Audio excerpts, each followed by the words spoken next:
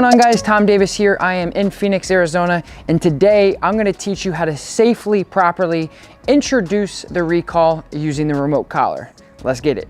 The reason why I'm making this video is because a lot of people go out and they buy a remote collar and they get a cheap one that they don't really know how to use, and they try to put it on their dog and they really do more damage than good. I mean, what happens is dogs just don't understand it, then they're off leash. And when I mean damage, that means that the dog is just off leash and uncontrolled and doesn't know how to respond to the e-collar, and that's dangerous. I want to make sure you guys know fundamentally how this is supposed to work when you're just teaching the recall.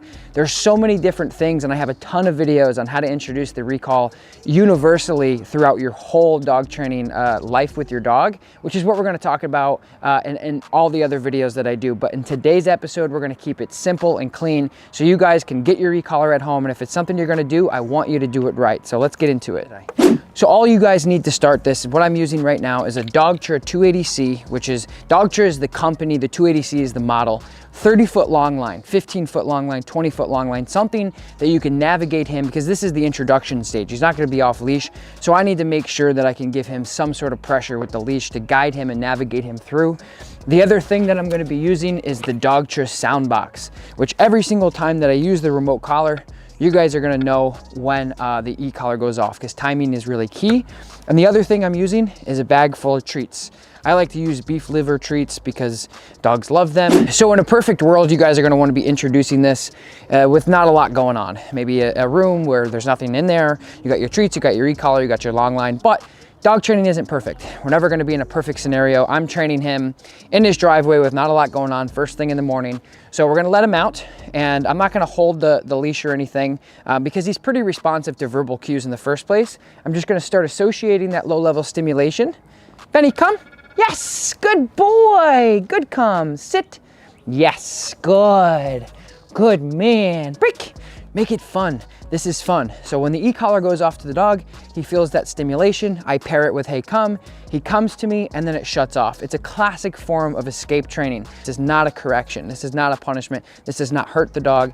All it does is gets his attention from a distance without actually physically touching him, which is brilliant because we're using modern technology to train our dogs off leash, which is wonderful. Huge advantage. So we're gonna do this again. Benny, come. Yes, good come. Well done. Sit. Good. Benny, come. Yes, good come. Well done. Good boy. Sit. Yes. So that was an out of sight recall, which was brilliant. And again, if you have a dog that's already pretty responsive to your verbals, all you're doing is tagging this in. One thing a lot of people do and they make the mistake of is they will actually put their dog in like a sit stay, and then they try to do their recall, which is not suggested because that's unrealistic as ever. You want to make sure he's out, he's getting into stuff, he's doing whatever he wants, and then we're going to work on recall that way. Benny, come. Yes, good come, buddy. Sit. Yes. Good boy. Good man. So a couple frequently asked questions, guys, is when to actually hit the remote. At the same time you ask your dog to do something. Say their name, hold continuous, and then the dog will respond to you accordingly. So there's two different functions here on the Dogtra 280C. So there's a nick and then there's a continuous. It's very simple. The nick means that you're just nicking the dog, you just tap like this. Even if you hold it, it only goes once. And continuous is exactly how it sounds. You hold the button down until you release your finger. So that's what I'm doing with recall. He's over here, he's doing his thing, he's sniffing the garage, he's sniffing flowers, whatever, scorpions maybe. And then I tell him to come, and then he commits and he says, okay, I'm gonna commit to you instead of what I'm doing. And then I release the pressure. Classic form of escape training. What I wanna do is stay over here, like where it's easy, and then transfer to the grass. So I'll have you do it. Here, so you can do it for me too. So, Benny, come. Yes, good boy. Sit. Good, and I'm gonna draw him in just a little, suck him in a little bit more. Benny, come. Good, sit. Yes, good. Good man. Break. Go ahead and try it, Justin. Benny, come. Good. So now we're gonna go kind of like to the phase 2. And again, he's been pretty conditioned. Benny, come. Yes, good boy. Good come. Yes, good boy. Sit. Good, so we just recalled him off of this gentleman over here that's doing landscaping. Really, really, really good. And then we're paying him, of course, because that was brilliant. After you guys have done this for a couple days and you're familiarizing yourself and just everyone rushes. They want to see something right now. Don't do that. take your time. Don't buy an e-collar and go out and just slap it on because you're going to hiking for the weekend or camping or the beach or whatever. Just take your time to introduce this thoroughly in the beginning so you can sustainably use it forever, and it's great. Benny, come. Yes, good, come. Good, so just using that nick, same time. Benny, come. Yes, good, come. You guys can do this in the morning with this kibble. Half a cup, come out with 25 pieces of kibble.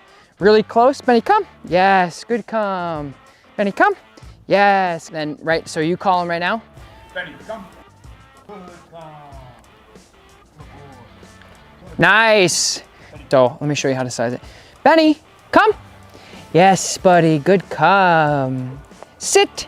Yes. Just put it right on the side of his neck. So keep it nice and tight, right against his skin. And then is it gonna sit underneath or is it gonna sit Nope. on the sides? Good question, right on the side. Okay. You want it right on the side. This is where the area, like this is the biggest part of the dog's neck. Up here's like his spine and down here's his throat.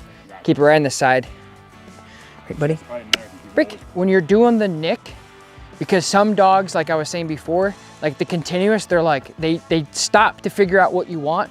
So you say their name and they're like, hey, I'm gonna come to you. And then they're like, wait, what do I do with this? I'm not, and he's in the stages of, you know, so if you just do the nick, Benny, come, tap, some dogs they respond better to that. It kind of accelerates them. Some dogs with the continuous, they kind of shut down a little bit. Come. Good. Good boy. Good, now give him a break. Good.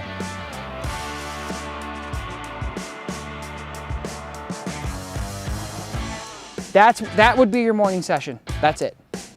You're like, hey, do you get it? Okay, good. Just making sure you're still sharp. That's it. But what I would do in the next 3 days, or I'm sorry, in the next 2 weeks, is do that 3 times a day. Recall to you, good, come, done. Put him in a sit. Sit.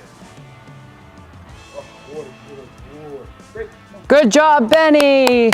Good man, Benny. You're so good. You're doing so good. Mwah.